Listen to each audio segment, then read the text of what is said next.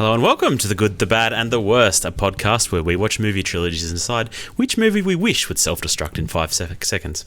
I'm your host, Griner, and joining me tonight... I'm John Lark, and I've murdered women and children with smallpox. And I'm Luke Morgan, and I'm the living manifestation of destiny, and I've made this podcast my mission. And our destiny has been to watch so much Mission Impossible, it's not even funny. This is our second round of Mission Impossible movies. If you missed our first part, we went through MI1 through 3 last fortnight. Go back and catch up on that. This time we're tackling Ghost Protocol, Rogue Nation, and Fallout. The next 3 Mission Impossible movies. Boys, have you guys had seen all 3 of these before?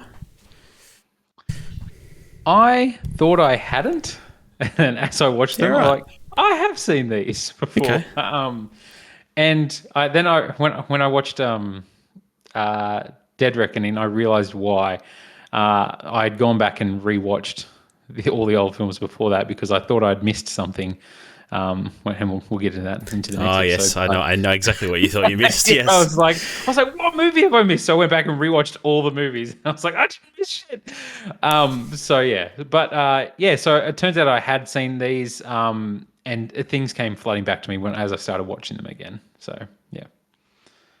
Conan, any of these a new experience for you? No, I'd seen all of these. Ghost Protocol was definitely sort of the black sheep in my mind. It was the one, aside from 1 and 2, which we already talked about, I remember not liking Ghost Protocol, and I don't remember much about it. And so watching it again was the first time I think I'd watched it since the first time I saw it, which was that 2011 or something? Whenever it first came out, I don't think I'd ever seen it since. I'd seen Rogue Nation a couple times, seen Fallout a few times. Ghost Protocol was just the one I'm like, I remember it not being great. And so that was kind of like, that was a bit of a new experience for me. To realize you were wrong? Or Yeah. Without spoiling anything, yes. Like, no, I agree. yeah.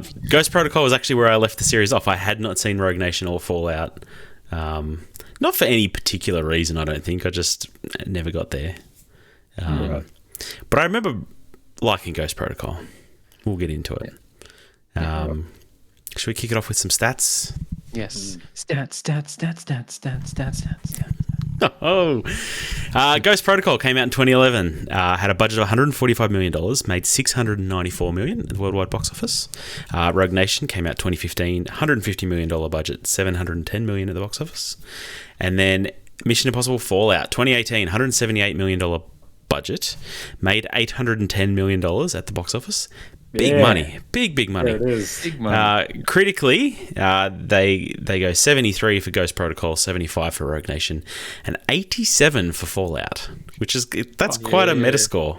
Fucking That is a right. big Metascore. Yeah. Thank Henry you. Cavill, man. Henry Cavill. Those reloading arms. Exactly. Who That can was resist? Yeah. Do those stats surprise you guys at all? I didn't know they were like commercially that successful. That surprised me a little bit too. Like, these movies making big money. Even comparing to our previous discussion, like last episode where we were talking about 3 and all that, where it was like, oh, it did good, but you could kind of see why maybe there was a break where they stopped making them. Like, it probably wasn't like these, Marvel movies where they were just making money over fists and sort of thing. But like that's good profit. That is really good profit, and no wonder they kept. Once they got back into the swing of things, and I think found their niche, they kept going for it. So it surprises me that like it was such a long gap then between the most recent 2, between Dead Reckoning, like 5 years. It's not a huge gap, obviously, but for some reason in my mind I had it that the Mission Impossible was tailed off. It was kind of ending. Did you guys have that impression, or were they just coming up to a big bang, big finish? So, do you mean between Fallout and Dead Reckoning? Fallout and Dead Reckoning, yeah. I think that was mostly due to COVID? COVID, though. Mostly due to COVID. Yeah, I think it was scheduled for 2020, which was really? 2 years after. I'm pretty sure, or at least it was aiming for that, and then had a lot of obviously with COVID, it just got almost indefinitely delayed, and there was a lot of like reshoots and sort of they reworked a lot of stuff. So I'm pretty sure it was 2020 or 2021 at the latest. So it wasn't meant to be a big gap. I do remember that motorbike actually now that stunt you took a long time to for a while. So, We'll get in into that another next 3 fortnight. years. But Yes, next fortnight. It is. It's funny how Christopher McQuarrie is kind of the one credited with being the voice of this franchise now because he's obviously directed the last 4. But like Ghost Protocol is the reboot, and that's kind of the. It's not forgotten, but that is the movie that kind of makes Mission Impossible what the franchise is now, not Rogue Nation. And so it is interesting. That's kind of that's where the financial twist changes because Ghost Protocol comes out. I don't know if we talked about this last week, but that is the one that in my mind, like there is a narrative around that movie. That was the one where the story changed from, I don't know, Mission Impossible being good movies to Tom Cruise making Mission Impossible Doing movies. crazy stunts. Because and, the Burj Khalifa was news. You know, tabloids were talking about it like he's actually doing this for real. And so even I think there's a lot of just spectacle and curiosity about that. And that's the one where it becomes more of a set piece, like crazy stunt movie. And that obviously creates money, and that like gets eyeballs because people are like, I want to see Tom Cruise really climb this tower. I want to see him do nutso stuff, crazy shit. Yeah. And so then it becomes like that. Like each one just becomes bigger and bigger, and like, you know, we'll talk about it more. But Fallout had like I remember the marketing leading up to that was like the Halo jump, and everyone's like, he did a Halo jump, and so people, I think myself included, were like, I've got to see this because that's incredible, like an incredible stunt to do. Yeah. And so it makes sense with that in mind, like why these movies keep becoming more profitable because it's, you know, it's just the cinema of today where it's got to be an event, it's got to be a spectacle, and it's like you've got to see Tom Cruise in his craziest, most recent stunt outing. Yeah. All right, let's get into it. Ghost Protocol. The IMF is shut down when it's implicated in the bombing of the Kremlin, causing Ethan Hunt and his new team to go rogue to clear their organization's name. I love Jeremy Renner. What a great addition. Do you? I do. I do like him. Do you know who doesn't love him? Franchise Entertainment. It's true. Yeah. He feels like the sidekick of everything, right? Like he's never managed to be the star, or when they try to make him the star, the movie doesn't work. Correct. You two obviously have not watched the Hawkeye TV series. It's true. I haven't seen the Hawkeye However, TV series. Did anybody watch that series? I did. About 6 people? No, like, and I get that. Like, 100%. Like, I know, you know, when he took over the Bourne franchise, where it seemed like he was doing this, that died in the ass, and I had no interest in it, and I don't think he could. As a leading person, I don't think he can really capture like my attention either. But I think as like a part of his faction, Ethan's faction, and like as an extra character that's there with Ethan, I think I really like him in this role. And when I went back and watched him, I was like, oh, man, I like this dynamic with him there. Yeah. I think, he's a really good actor. He's kind of one of the best actors we have still working, but he's not a leading man. He's either a part of an ensemble or he's a second off, like he's an offside or an offhander. Things that he's the second one are really good. Like Wind River may be an exception, like he's the lead in that, but even then, Wind River is almost a shared thing with Elizabeth Olsen. Mm-hmm. Yeah, like she's got a lot of content in that, so he's really good in that. Like he's in The Hurt Locker. He's great in The Hurt Locker. These are all really solid movies, but they're not like they don't live and die on Jeremy Renner's performance. You could put a bunch of different actors in those roles and they'd still be good. But like, it's just all the movies that he's in as like the second or third character are really good. Like Arrival, he's a really good. Option, you know, for Amy Adams. What's that other thing I'm thinking of? I mean, even like the Avengers, Hawkeye, right? He's kind of like the one in the background he just adds something, but you're glad he's like, you're glad he's not like one of the main ones who's getting too much time. He's just like he does so much with what little he has, and that's kind of where he should be relegated. Oh, The Town. He's really, really good in The Town as like Ben Affleck's psychotic friend. Yeah, and like I think he shines in those roles, and it's just tough when they're trying to clearly make him the lead, and it's like you're not Tom Cruise, and no one is, and it's just tough for you that they're trying to make you this. I remember thinking, like, you know, you think about Civil War and like how huge that is of like Iron Man versus Captain America and all these superpowered beings and stuff like that. But I really like how he's in that. You know, like he's kind of a highlight. You remember what he does in that, like him rescuing Wanda from like the Avengers compound. Like his scenes in the battle are humorous and so on. Like he's definitely, I don't know, everything he's in is he's really good as that extra character. He stands out as on the side more than other side characters do. So Did you guys ever download the Jeremy Renner app? What is that? I don't know. It was a thing for a little while. There was a Jeremy Renner app. I don't know why. I don't even remember what it was about, but it's a bit of a meme. It's pretty funny. Like what does it do? What is it? It's like a sex thing. It connected you straight to Jeremy It Renner. connected you to Jeremy Renner. It gave you like, all the hey, latest Jeremy Renner news because that thanks news for- cycle moves fast, and you need to keep up with what Jeremy Renner's doing. I mean, Was it just his that phone app would number? have blown up like 2 years ago, so they would have been like, "Oh shit, what's going on, man? This snow Like when, an yeah, avalanche?" when he was nearly killed. That would have been That app like went bonkers. It hit the top of the app store that week. But He created an app in March 2017 to hear the input and comments of his fans. The app was shut down in September 2019, so we've missed out, and it was in part due to frequent bullying. Apparently, oh, poor maybe best we Jeremy. weren't on the Jeremy Renner app. Yeah. Wait, bullying because of him or bullying of other fans? Look, I can get the tab open again if you really want me to research this on the fly. I'm pretty curious now. The Jeremy Renner app. Shut down during the frequent bullying and trolling that the platform had experienced. That doesn't actually go into detail. He was like, man, people are mean. Yes. I'm getting off this. I thought they'd be my friend. So people were just impersonating accounts pretending to be celebrities like O.J. Simpson and Casey Anthony. That kind of sums his. Yeah, that sums up his career though. Like, Yeah. this guy kind of has, you really like and has good intentions, and you just kind of pick on a little bit, or He's like, But, like, man, the why would you download the Jeremy Renner app just to be mean to me?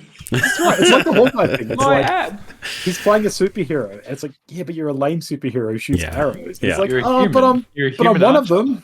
Yeah. And it's just this like you love him because it's like you're trying so hard, buddy, and you're really good at what you do, but you still. But all that being said, I do really like Jeremy Renner. I think he's a really good addition in this, and he's missed in Fallout. Fallout. Is it, Yeah, is I'm he inclined to Rogue agree. Nation? He's in Rogue Nation. He's in Rogue Nation. Yeah. But Yes, and then disappeared. he's off to the side a bit in Rogue Nation as well. Oh no, he comes into the fold as well. Yeah, I think he's a good addition. I think this is like for me, this is like Simon Pegg cements himself as part of this series, right? Like because he's in 3, but he's kind of off to the side. He's the guy behind the screen. Yeah, gotcha. But yeah, here he's like in on the action and very, very funny in my opinion in this movie. Like adds some much needed levity, and I think he's the standout for me of the side characters. Your background is like one of my favorite scenes. Yes, from Rogue- I love this. This heist. the Kremlin. The Kremlin heist is so good, and that hallway trick, just like the practicality of these like gadgets. I don't know. There's something special to it of it being like such just a physical prop. You know what I mean? Like to trick these people. It's really fun. Yeah. I like that moment where there's like 7 people in the room and it doesn't know whose eyes to track, so it's jittering and they're confused. Like it's I don't know. I love this. I really, really like this movie. I think the Kremlin is really good and the Burj Khalifa is really standout. Unfortunately, I can't even tell you off the top of my head what happens in the third act, which is probably a bit of a problem. This After is a the problem. With, sandstorm, I don't remember.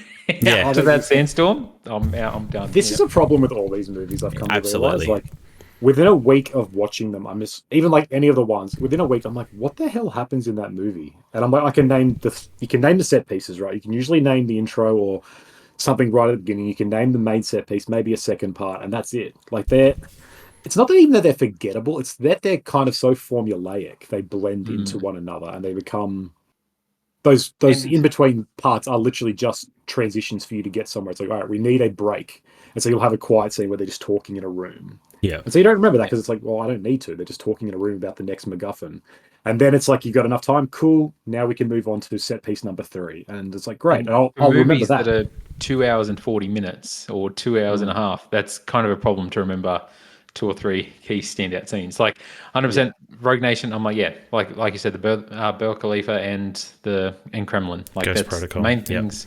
Oh, So, but even you're getting the wrong movies. Yeah, Honestly, I wanted to talk about like I don't think these are good movies to watch back to back to back. Like I think they're fun to go as like a spectacle. I'll go to the movies and see one and have a good time. Yep. I never want to watch 8 of these again in the space of 3 weeks. Like no. It's And too, like the formula really stands out. Like every movie has got its MacGuffin, every movie has its set pieces, and it feels really repetitive to watch them back to back. Yeah, especially in this to- model. Yeah, I was just gonna say, I had to search right before this started, being like, who was the villain in Ghost Protocol? And I almost said Rogue Nation again, but I was like, who was the villain in Ghost Protocol? Like, who was that again? The villain is a problem in Ghost Protocol. Like he barely speaks, especially coming off 3, where you had who even is the villain? I Philip forgot Seymour that again. so you had Philip Seymour Hoffman giving such a great performance and being such a great villain, and then you got Michael Nyquist or whatever his name is. That's right. Who basically doesn't speak for the whole movie. And the final act is them in like the car garage going up and down with the cars going around and stuff. Like not as memorable as the Burj Khalifa, obviously. No, that's exactly right. Yeah, like the formula becomes more obvious, especially when it hits this like with Ghost Protocol, when it sort of sets the reboot framework. Like the first 3 are we talked about, they're very different. They all kind of stand out in their own because of how weird they are. Like 1 is a spy film, 2 is a meandering mess, but it still is just like it's a John Woo film. And number 3 is like a thriller, and there's a bit more about 3, even though it's not all memorable. There's a lot more character and like sort of personality and drama stuff in it. Whereas once Ghost Protocol hits, that's when it really becomes almost stripped down to like, yeah, you can see the strings basically. Like, okay, here is the first act ending on point, and then here is the next set piece, and here is the 6 minutes that is the perfect amount of time of calm before the storm. And I agree with you. Like, it's actually more fun to watch these without having watched earlier ones, because there's always the question of like, who are these characters? Why are they new? Am I meant to? And you kind of feel like every time you watch these without having the prior knowledge, it feels more fun of like, what have I missed? How much time's gone? Am I missing something? Am I not smart? I don't know. It's like you're playing catch up, and that's kind of part of the fun of being involved with this team. It almost makes the movie feel more smart than it is, right? Like it feels like there's mystery there that's not really there, which 7 and 8 actually do by giving us characters and flashbacks to scenes we've never seen before and making us feel like we missed out on something. Like, Oh, We're not so talking about much. it. We're not talking about that. I know we're not talking about that. We'll get to it though. Like, I always say, I forgot, like, this whole thing starts with Sawyer from Lost, Josh Holloway, as this agent who gets taken out, and Leah Sedo's in this one, who I've forgotten about as well. But yeah, like, and it has Jane Carter as another sidekick as well, who's only in this one. So she's sort of interesting. Yeah, she's stands out a bit that she's only in this one. Wait, who? She's the one that Paula has Patton. an issue with Leah Sado, like, because she was Yes, involved with Josh Holloway and kicks her out the window. But Yes, yeah. Yeah, again, just like another, one of the characters. It's like with number 3, you have Maggie Q, and then she's gone. And it's like, whatever happened to that character? Why is there? And it's never explained. It's never mentioned. It's, yeah.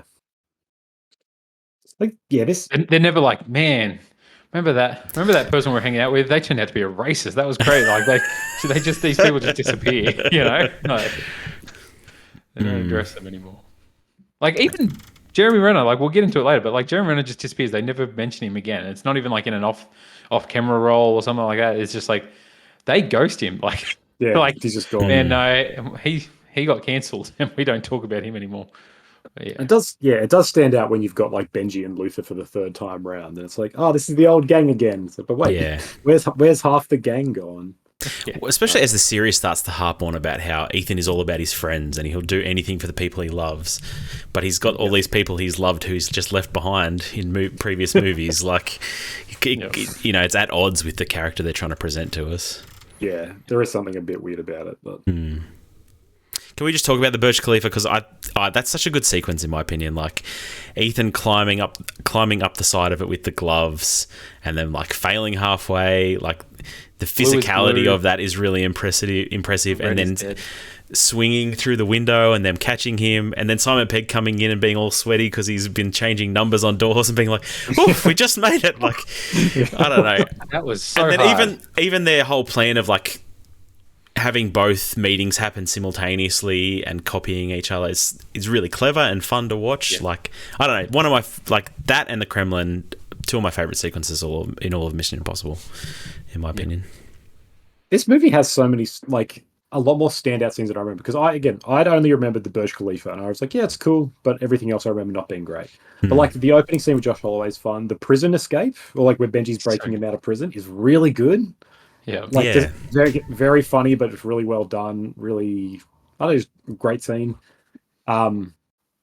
Yeah, the Kremlin is a really good, like all of it up to the explosion, and then the Burj Khalifa is it's insane watching it. I'm like, man, I forgot that it is not just like we put him out on the window for a little bit. It's like they do a lot with it. Like he's fallen off, a glove goes, and so he's one-handing it. Yeah, he jumps through the window, nearly falls, and there's shit going on constantly, and like it just builds tension. And my palms were getting sweaty watching it. I was like, that's what you want from this, right? Even though you know he's never going to die. Yeah. You want to feel that tension of what he's doing, and like it's I know Brad Bird really like a unconventional pick for this, but ends up being a really good choice. I was kind of excited about this going in with Brad Bird because I remember listening to him on Simpsons commentaries back in the day. Like he was a huge part of early Simpsons, and then you got Iron Giant and Incredibles. And then he's doing live action, and it ends up being a freaking awesome movie. But then what happened? Tomorrowland. He made Tomorrowland. That's exactly it. He made Tomorrowland, and it was a dud. And yeah, I don't know. He's sort of been in some weird not directed jail. I don't know. It is strange because he makes Ratatouille as well, like which is yep. I think one of the highest rated Metascore movies ever. Like it's disproportionately adored. And then he makes after Mission Impossible, he makes Tomorrowland, which is a big failure, and then he just kind of fades off. It makes Incredibles 2, but then don't worry, he's got a movie about ray gun coming out, so he's going to be redeemed. Don't worry. Ooh, damn! Oh man, I hope it is. No, well, that's what it says on his IMDb. We'll see what that is genuinely about, but yeah, I don't know. I just feel weird. I feel weird because I liked him. I remembered him from the Simpsons days, and how like you say, he's like in direct to jail. It's bizarre. So he brings. Oh, you go. No, you go, because I was changing the subject, so you continue. I was gonna say, like, he brings to this movie a comedy, like a real sort of physical comedy, and a lot more comedic elements to it. Do you guys think that suits overall? Because this is definitely probably the funniest movie out of all of them. Like there's a lot of them, like the phone when he does when he gets the mission call in the phone booth, it doesn't blow up. He stops and has to wait, and it's like it didn't self-destruct, and then he starts to walk back and it does. It's just a little joke. Yeah. The mask machine fails, and it's just kind of funny. It's like even the glove failing. It's like that whole series is like this comedy of errors of like what else can go wrong, and they just keep doing it. Yeah, and it is all fun, but it's tonally a little bit confusing. Do you guys think it suits, or I don't know? Am I alone? I like it. I think it suits. Obviously, you can overdo it, and even as you're saying that, you're kind of like mentioning three things that go wrong. So it's like, okay, all their gadgets suck because they keep malfunctioning. They keep failing. However, like I almost said earlier in this podcast that I really like that the mask thing doesn't work here. So they've got to improvise and do something fun outside just using the mask. And every movie since then, when they do when they do the 5 second countdown for the message, I'm like, is this one going to play up? I'm waiting for it, and when it doesn't, I'm just like, that's kind of basic. The one I remember is when it didn't blow up like straight away, and he had to do something about it. Like that stands out to me from the last 5 films. So, a bit every now and again is needed, and it might be needed more in some of these later films, where a touch of it here and there would have helped a bit. But I think it works, and this one kind of stands separate as that because it definitely is the funniest one, I think. So yeah, it works for me. Like I really like it. Spoiler alert: this is my favorite Mission Impossible movie. But like I can understand if that's not what you're there for, it not working for you. I can appreciate that, but yeah, for me it works, and I really like it. Even when he's like escaping the Kremlin guards, and he slides down on the. Like, it's all very funny. Like, I don't know. He's out on the ledge and he's like, how did you think this was going to go? Yeah, from the hospital when he's like, he's just standing there like awkwardly. And the guy just lights up a cigarette just watching him, just like, go on. Yeah, what are you going to do now? And there's like the scene in the Kremlin with the screen they put up, and like Benji puts his face in front, and so you see that like disproportionate face for 2 seconds. Like that is it is really funny. Like all the laughs work. Yeah. It is. I don't know. I found it not jarring, but I was a little bit like, there's just a lot more slapstick in it than I guess what the franchise becomes. And it's like, if this is where you decide, like if you see this movie, you're like, this is what Mission Impossible should be, then yeah, it's going to be like, that's what they should all be like. The other ones aren't as funny. But then if you watch any of the other ones and you're like, that's what Mission Impossible should be, this feels a little bit goofy. Yeah. And that's not even like an insult. It's just like it's just something. Could have been, this is 3 years after the MCU kicks off, and they're kind of just like, well, we need more humor. Like, we can have our action and all this sort of step piece and stuff, but we need people making quips here, and we need to have some humor every now and again. If you start to tell me this is the Marvelification of Mission Impossible, I might like it less, maybe. Yeah. No, you're right. It's basically the Guardians of the Galaxy. Yeah. Like a little bit, and like it's in Brad Bird's DNA. He's not going to make a movie that's it's not quippy like a Marvel movie. No, it's though, not right? just like, people being like, "Man, look at the situation we're in," or sarcasm. Yeah. No one's snide or no. Too shitty. I wanted to say, so what did you guys think of? Because obviously they do that thing where they kind of give a backstory of something that's happened between the movies, where you're like, oh, and they flip it around to be like, oh, that wasn't actually the case with Tom Cruise's wife. Because obviously this is after the third one, and Jeremy Renner's whole backstory seems to be like, I let his wife die, and then Tom Cruise is like, nah, you didn't. She's still good. But I tricked you. That's the thing. So throughout the movie, I'd forgotten that she's back at the end. So like, as I'm watching it, I'm like, oh, okay, that's right. That's how they got rid of her, because obviously she's not in this one, or she's not.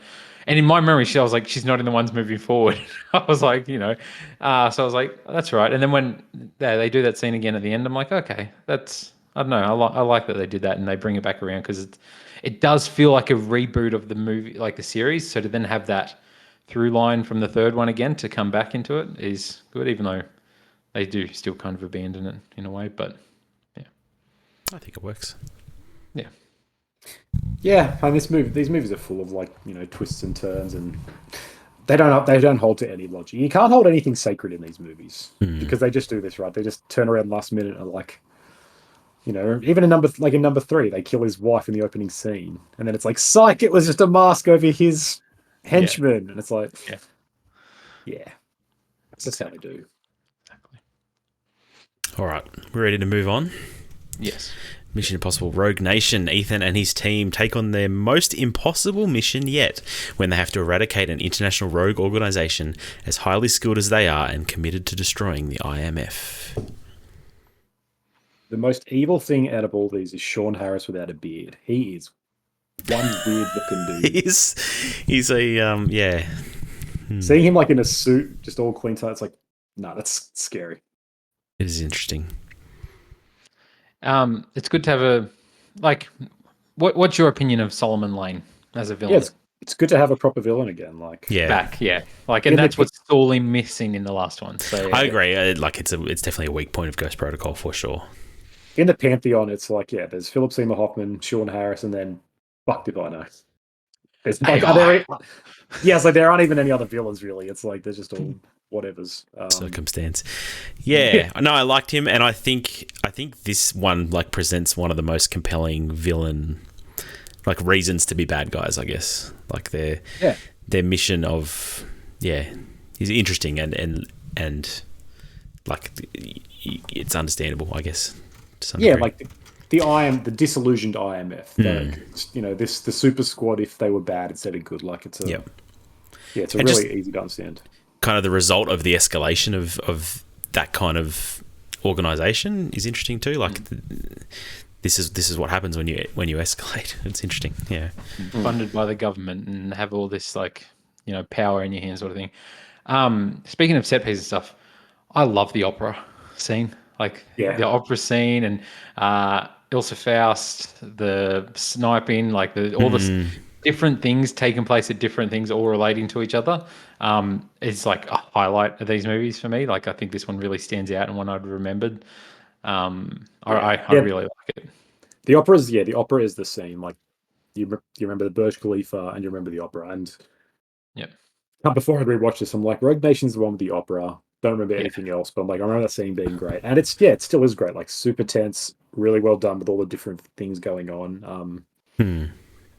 Illa Faust is just she's like a really good sort of like she's Foil a for wild Ethan, card I in this, think. and a foil, it's like you don't really know what's going on, and so you're constantly wondering and you're constantly engaged. And Rebecca Ferguson is like very enchanting in this movie. Obviously, they have like the scene where She's she a pulls the great dress over and actress. she's got her leg, and it's just like very seductive in like the femme fatale way. It's like this is how you just pique people's interest and curiosity. It's really good. It's funny to me that like because I remember the marketing push for this one was him hanging out of the plane. Yeah, that you get, but that's like in the first 5 seconds. Like it's literally the start of the movie.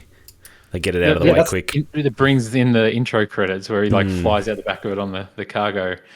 That was the DVD cover, I think. Yeah. Yeah. Another thing from this, like it was just insane. I remember like there's all these stunts, but him getting off that pole where he like just launches himself upwards, and he actually did that. I said that to my wife as we were watching it. I was like, I know that plane stunt was impressive. I was like, but watch how he gets out of this. Like, watch how he climbs this pole. Watch how he climbs this pole. This is the really impressive thing of this movie. It's nuts. Like that's a really fun escape in that room where she's like working with him secretly sort of thing, and they take out everyone. It's really fun, them sort of working together and being on the opposite ends of things. That definitely stands out to another prison escape scene in a later movie that we will mention. Or I will if you guys don't. But yeah, that scene's again like all just really good set pieces. Like the prison escape in this is great. Opera's great. The plane at the beginning is great.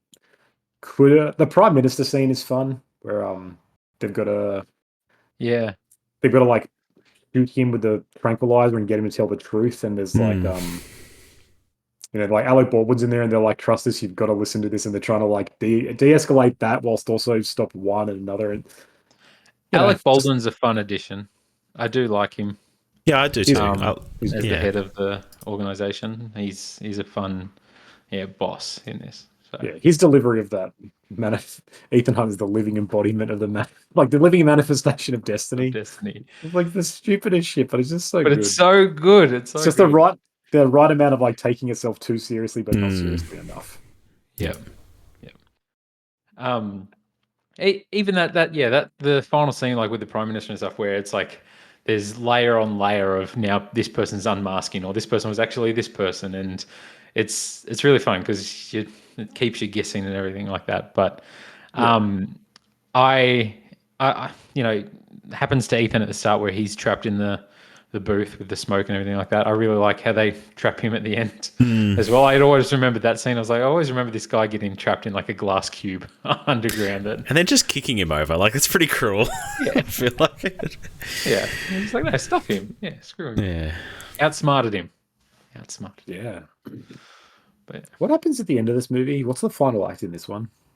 It's that with like he's chasing him through the street, to then get him trapped in the glass. He's just chasing him, yeah. And there's Benji has the bomb strapped to him at the that's right at the table. The restaurant. Yeah. And Ethan's just like, I've memorized all the codes. It's in my head.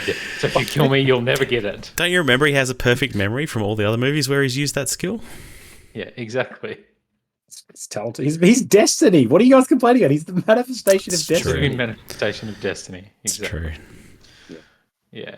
So yeah, no, like again, like I don't know. We'll talk about it towards the end, but I really think this set of 3 movies is a really great 1-2 punch like series of movies. Like I think 1-2 punch and then a roundhouse kick to the face with the third one. Well, you like reload your fists and knock them out. Just go to town. I really enjoyed this movie. Again, like it's a similar thing, like where when we're talking about it, I can recall like 2 or 3 scenes where I'm like, that's what I like about this movie. But I watched this movie and at the end of it, I was like, oh, that was a really good movie. I really enjoyed that.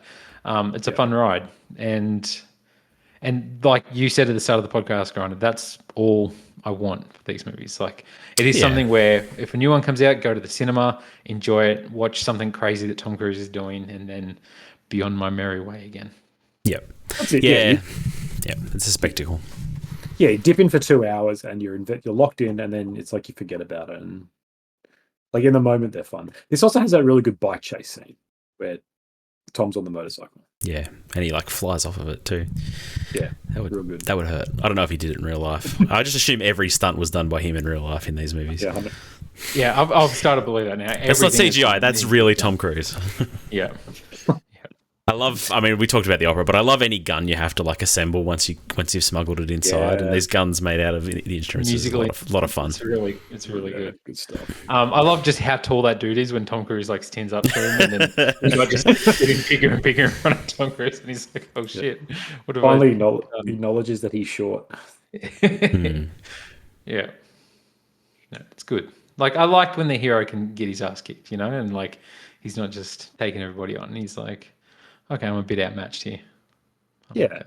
I like that in all these. Like, Ethan Hunt is never he's never like John Wick in terms of just always a better fighter. He's just like, he's tenacious and he's clever. And so he can always sort of outsmart people. And even though he'll get punched and he might not be as physically intimidating as some people, he can just always figure out a way to beat a fight. I don't know. I always find he's always as good at fighting as he needs to be for the plot. Like, if they need to move on quickly, he's knocking out guys like nothing else. Yeah. If if they want to have a fight scene, all right, this guy's huge and he's going to spend 10 minutes fighting him. Like, it's Yeah. No, you're absolutely right. Like, it's the right way to do it though. Like, because you are here for the spectacle. Like, you don't want to. It's like, it'd be dumb if every fight took 10 minutes. It's stupid. Like, there's times where he knocks guys out off screen in 2 seconds, but then there's also times where we get the big fights, and it's fun the whole way through. Like, it's fun. Yeah. But you're right. He's not a John Wick, right? He's not out here just mowing fools down. Yeah. All right, we're moving on. Fallout. Mission Impossible Fallout. A group of terrorists plan to detonate 3 plutonium cores for a simultaneous nuclear attack on different cities. Ethan Hunt, along with his IMF team, set out to stop the carnage. This is the greatest people really like this movie, eh? Of the past many years. Holy crap, this movie's good. It kicks ass, man. This movie kicks ass. Henry Cavill, really fun addition. Obviously, he's taken that Jeremy Renner budget and they've given it to him. I really like the twists in this, and I feel like I'd forgotten it, even though I'd seen this one more recently. Of who's on what side and all how it works. I like Solomon Lane being back. I like Tom Cruise being haunted by this thing of like these nightmares of Solomon Lane and the promise he's made and all this sort of stuff. Henry Cavill's really fun. Him reloading his arms, very, very cool. One little scene, so iconic. Oh, literally, like it's in the trailers, and like I remember people talking about it because not only does he reload his arms, it looks like he grows the beard as well, like because he just has the mustache, but it's like this shadow of it. When you watch that little clip, it's like he does that, and like the stubble grows in. It looks like the stubble grows in, and people are like, "How did he do that?" There was like, I remember this was the one where I was aware of it coming out. Like, it seemed like I was watching the trailer. I was like, oh, a new Mission Impossible movie is coming out. I'm excited for this. And people seem to be really excited about it. I think this one has a really exciting third act where it sort of goes against that grain where I don't remember the Ghost Protocol third act. Yep. This is the one where the third act is kind of the standout, is really good, but everything else is really good. The Halo jump is really super tense. I can imagine that in IMAX because, if you watch it on TV, you can see the screen sort of extend as like he's going to the end of the edge of the plane and stuff like that. It's a lot of fun. And the humor of him like helping Henry Cavill in the air, like in this panic, and then Henry Cavill just lands all safely. He's unaware anything's happened. Like you lost your oxygen, mate. Yeah. This to me is like what Mission Impossible always wanted to be and what it always should be. This is the perfect Mission Impossible movie. It is like, it's 2.5 hours long, but it doesn't feel that long because it is just like, it is constant. It is relentless with its action. There's no set piece, then a lull. or if there is, it's like it's a 2 minute lull, and then it's just more. It is just because when it's like the opening little standoff scene is fun, but then it's basically straight into. Well, they have the opening credits, and then it's like, is it straight into the Halo jump? We have them tricking There's the plutonium dude. trade. Yeah, so there's the Plutonium opening trade. thing with the plutonium trade that go, and that scene's fun. Then they They wake trick up and the they guy in the hospital room. yeah into where the- giving the his room- the code to his phone. Yeah, with And the then you got news the anchor opening- reading out the thing, the manifest. Yeah, and then straight after that, it's like they're getting on the plane and we meet Henry Cavill, and it's like, cool, we're going to do a Halo jump. Yeah. And then it's like Halo jump into the nightclub scene, into bathroom fight scene, which is one of the like most fight scene's so good. one of the most just incredibly shot. Every punch you feel like you just so well choreographed, well made. So that scene's really funny as well when the guys come in and they're like, put your head up, and there's blood everywhere, and Tom Cruise like, what, you want some? Just to like, because they've shot the guy in the face. Like, Yeah. so, and then from there, it's like into the White Widow scene, which is good because there's like they're all trying to escape that. It just never ends. It never lets up. It is all really exciting. And like you say, look, the final act in this is a freaking helicopter dogfight. So good. Like it's just it's so different to some others. And then you get a lot of emotional catharsis with him seeing Michelle Monaghan again. Yep. And it's really tragic because he's like, they've got to sort of pretend, and it's like he's like, I'm so sorry that I led you, that I brought this to you, and that's they can't say goodbye, but they have to say goodbye, and fucking it's just amazing. And the Halo jump, every time I see it, I'm like, holy shit. Just the one take, it's like it is real, you can tell it's real. There's no obviously they added in some lightning and some stuff, but that's neither here nor there. But like, you just did a Halo jump. Come on. It is very, very impressive. Yeah, you're right. The plot of this movie doesn't make any sense. I will say that. Like, it's kind of gibberish. They're recovering these plutonium cores over and over again. Oh, nah. A lot of tropes Griner over here having a problem with the plot of that was my biggest problem. Other than that, obviously it's very action packed and fun. The final taking down of Henry Cavill with the hook going through his head and just yanking him down the cliff is really really impressive. Yeah. Fun movie. It's not my favorite. Like, I still prefer Ghost Protocol personally, but it's a very, very good movie. Ilsa Faust takes out Solomon Lane, who's grown a beard now. Yeah. Looks like a person. Yeah. White Widow's really good. I like Vanessa Kirby. She's really good as the White Widow, and like her interactions with Ethan and in this with Ilsa trying to take out Solomon and that whole escape thing with the van and everything like that is really good as well. Yeah, I forgot to say that scene. That scene is great where they and then bike escape is incredible. The turn where you think, oh my god, Henry Cavill's outsmarted them. He's turned. He's bad, but they've outsmarted him because it's Simon Pegg with the mask on, sitting there playing Solomon Lane. It's like the twists are great. That's such a fun scene as well. We're like, no, we got you. We knew you were a bit dodgy. We knew this was coming. Yeah, it's really good. And because you're right, like the plot probably doesn't make sense, and what I don't know, they're trying to nuke people. Like, you don't need to know much more. I know. I just don't like. I don't understand how these plutonium cores keep coming up for sale when they're supposedly been stolen and being used for terrorism. Like, why do you have another chance to buy them back again from someone? That doesn't make any sense to me. Yeah, you're probably right. I mean, maybe I'm dumb. I don't know. I don't understand the criminal underworld well enough. But you possibly obviously haven't bought much plutonium. No, that's true. Right. That's true. That's your problem. Not it is a buy and sell market. But I guess it's just what the White Widow she does deals, and so she can get any. Like, I think she says that she's like, I can get anything. But she's working with the CIA as well, like as an inside. Redundant, irrelevant. Okay, it's a bit confusing. I will say this is the first time I'd seen the movie, and I really tried to hammer it out too late at night when I should have been sleeping because I thought we had to record a podcast the next day. So look, maybe it didn't hit me as hard as it should. I might try and watch it again, to be honest. Yeah, because I know it's well loved. Like, I know it is the best, supposedly the best of these movies.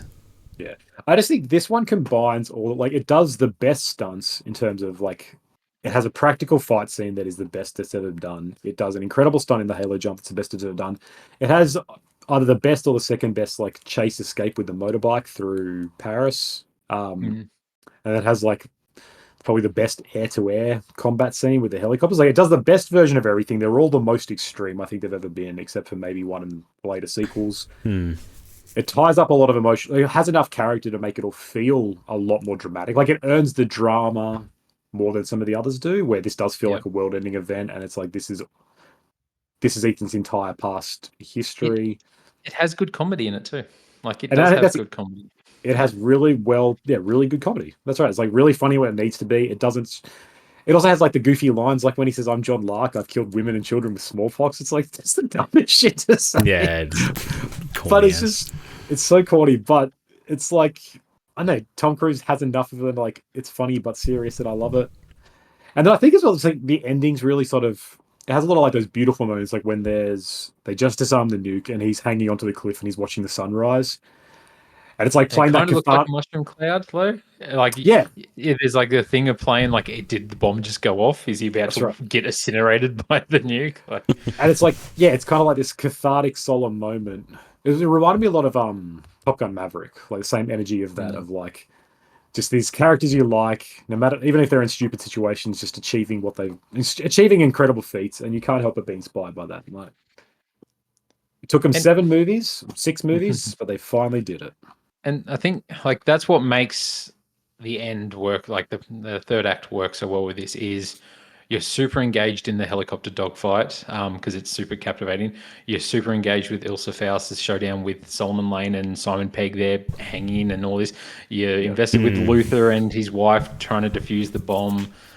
It's got all these 3 high tense scenes going back to back to back to back together for a decent time too. Like, it feels like it's a 20-minute set piece. And it's really interesting, like entertaining. So when that final thing happens, it is this like moment of all is right with the world. Like, that's right. He saved the day again.